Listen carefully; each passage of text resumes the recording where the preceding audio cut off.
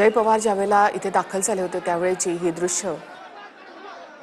नुकतंच जय पवार यांचं लग्न देखील झालं। त्या सोहळ्यामध्ये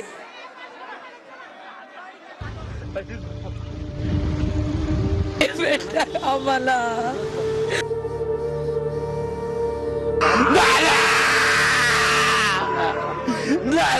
कुठे गेले। हा आक्रोश आपल्या लाडक्या नेत्याला, लाडक्या अजित दादाला गमावल्याचा आहे। महाराष्ट्राचे उपमुख्यमंत्री अजित पवारांचं विमान अपघातात मृत्यू झाला। जिल्हा परिषदेच्या प्रचारासाठी मुंबईहून अजित पवार बारामतीला येत होते, पण बारामतीत लँडिंगच्या दरम्यान अजित पवारांच्या विमानाचा अपघात झाला। मुंबईहून 8:10 विमानानं उड्डाण केलं आणि 8:42 बारामती विमानतळापासून काही अंतरावर या विमानाचा अपघात झाला। हा अपघात एवढा भीषण होता की प्रत्यक्षदर्शींच्या मते आगीचा गोळा आकाशात उचलला। एयर ट्रैप पे उतरेगा ऐसा लगा, उतर रहा है, लेकिन क्रैप हुआ और उसके बाद स्फोट हो गया उसका जबरदस्त। स्फोट होने के बाद वो हम देखने आए, पहले देखा तो उसको आग लगी थी पूरे प्लेन को, और उसके बाद 4-5 स्फोट हो गया विमान में उसका, और उसके बाद बहुत लोग आ गए और उसने निकालने की कोशिश की, लेकिन बड़ी आग लगी, उसके कारण कोई मदद नहीं कर सकता। आवाज इतका खरखर विमानाचा येत होता, कसा क्रॅश झाले का, पडाय झाले का चालतो विमान। सगळे आम्ही लोक म्हणत होतो आज का आवाज येतोय असा, अचानकच स्फोट आला। धावपट्टीच्याकडे 2 राऊंड झाले, पण मला काही उतरता आले नाही आणि डायरेक्ट शेजारी क्रॅश झाले। विमानाचा आवाज येत होता भरपूर, रोजच्या सारखा आवाज येत नव्हता विमानाचा, असा खरखर मोठा आवाज येत होता भरपूर, आणि ते अचानकच खाली पडलं विमान। विमानाचा अपघात झाला त्यावेळी विमानात 5 जण होते। अपघातात मृत्यू झालेल्यांमध्ये अजित पवार, त्यांचे सुरक्षा रक्षक विदीप जाधव आणि पिंकी माळी हे तिघे प्रवासी होते, तर दोघे crew member captain Sumit Kapoor आणि कॅप्टन संभावी पाठक यांचा समावेश आहे।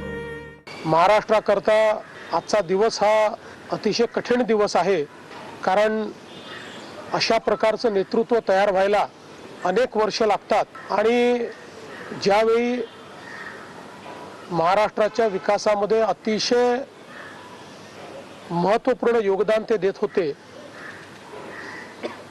अशा काळामध्ये त्यांचं निघून जाणं हे अविश्वसनीय आहे, मनाला चटका लावणार आहे। खरं म्हणजे असं कोणाच्या स्वप्नातही वाटलं नसेल की अजितदादा एवढ्या लवकर आपल्यातून जातील। ही महाराष्ट्रासाठी अतिशय दुःखद आणि दुर्दैवी घटना अजितदादांच्या जाण्याने झालेली आहे। बारामती जिल्हा परिषदेच्या प्रचारासाठी अजित पवारांच्या 4 सभा होत्या, पण विमान बारामती विमानतळावर लँडिंगच्या आधीच क्रॅश झालं। आम्ही बाहेरच काम करत होतो, त्यावेळेस विमान आलं आणि एकदा फेरी घेतली, नंतर उतरायचं होतं, पण ती वर असं चढलंच नाही त्या पट्टीवरती, आणि ज्यावेळेस स्फोट झाला त्यावेळेस ती 2 बॉडी अशा साईडला पडल्या, तर त्या एक बॉडी अशी पूर्ण ही झाली होती आणि एका बॉडीचा तर चेहरा दिसत नव्हता, पूर्ण असं शरीर फुगलं होतं। मोठा स्फोट झाला, मग आम्ही पाहिलेला, आम्ही बाहेरच होतो तेव्हा, म्हणजे 8:45 पावणे 9ला ही घटना झालेली। मग आम्ही खूप घाबरलेलो, आमच्या घराच्या पाठीमागे त्याचे पाठे सगळे पडलेले होते आलेले, आणि साईडला एक बॉडी पडलेली ती पाहिली, पण म्हणजे ते आम्हाला माहित नव्हतं कोणाची आहे, पण ती नंतर कळलं की अशी दादांची बॉडी होती, आणि ते फक्त वरचं मुंडकं असं ते साईडला गेलेलं आणि खालची बॉडी होती ते पूर्ण फुगलेली, आणि असे त्यांचे म्हणजे हातपाय असे मोठे झालेले सगळं ते पाहिलेलं। नंतर त्यांनी मग आम्हाला मग आम्ही कापड ब्लँकेट ही नवीन नेली, आणि मग त्यांना असं म्हणजे ते गुंडाळलं, त्यांच्या हातात ते वॉची काहीतरी होतं, त्यानंतर ते माणसांनी ओळखलं की हे दादात आहेत, पण आम्हाला माहित नव्हतं, आणि ही घटना खूप दुर्दैवी।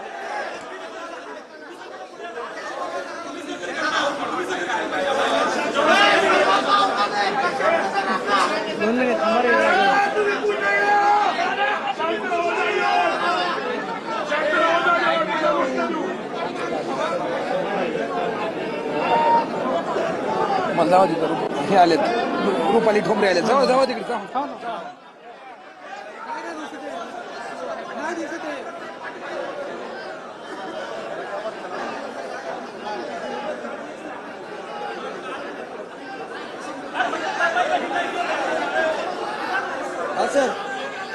हा बोला सर.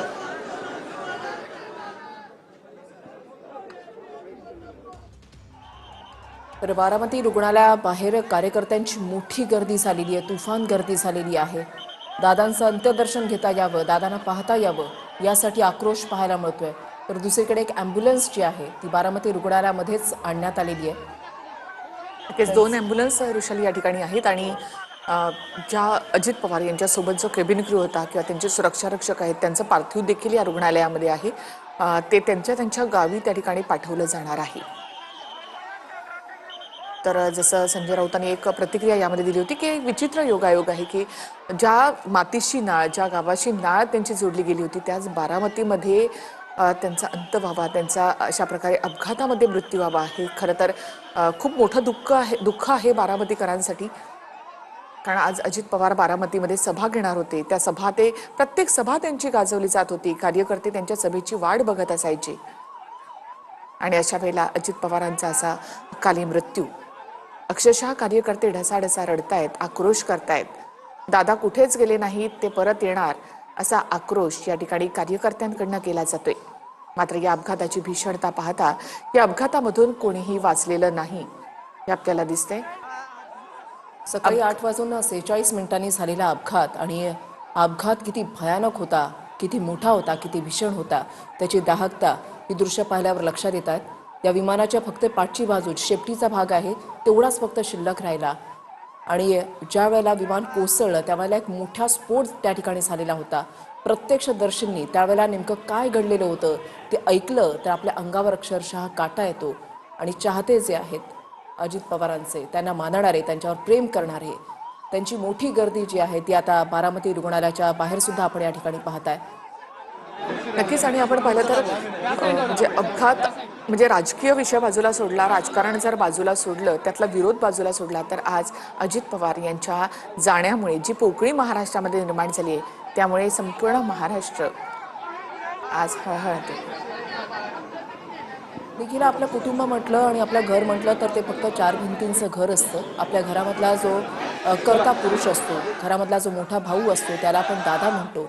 मात्र अजित पवारांचं कुटुंब म्हणजे संपूर्ण बारामती, संपूर्ण महाराष्ट्र आणि खास करून बारामती हे त्यांचं घरच.